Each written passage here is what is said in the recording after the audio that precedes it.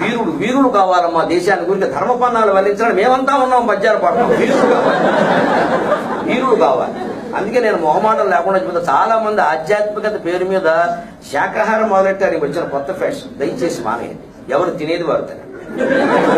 పౌరుషాలు బ్రాహ్మణ ధనధనరమ అందరిని మానేయమని.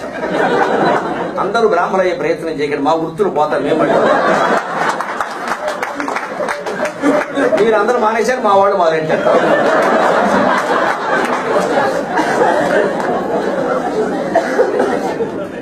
అమ్మవారు, రెడ్లు, కాపులు, ఇతర కులాల వారందరికీ మాంసాహారం నిషేధం చేయలేదు. రోజు తినమని అర్థం కాదు.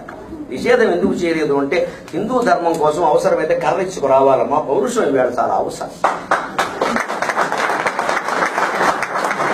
అది మానేసేసి మనమే ప్రకృతి వైద్యం అండి. పొద్దున్నే 2 దొండకాయలండి, 2 బీరకాయలండి, పొయ్యి మీద పెట్టమండి, పొయ్యమండి, జంతువులు అలా తింటామండి.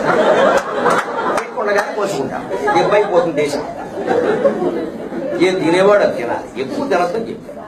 శాకాహారానికి ఆధ్యాత్మికతకి ఏం సంబంధం లేదు. ఈ పిచ్చి మాటలు మాట్లాడకండి. నేను మరోసారి చెప్తున్నా, రామకృష్ణుడు క్షత్రియులు, వాళ్ళు మాంసాహారం తిన్నారమ్మా.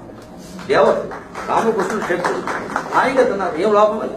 రామాయణంలో స్పష్టంగా అందుకే సిగ్గుపడాల్సిన పని లేదు. దేవుడు మోసం తినవాడు రాముడు. దేవుడు ఎప్పుడు అయ్యాడు? రామాయణ కథ జరిగింది. నేను మనిషిని మరో ఆయన చెబుతున్నాడు, నువ్వనే తగురికి. ఆయన క్షత్రియ పుత్రుడు తినకుండా ఏం చేస్తాడు? అది తప్పు కదే. వశిష్ఠుడు తినలేదు, సంతోషించు. రాముడు తినాలి, వశిష్ఠుడు తినకూడదు.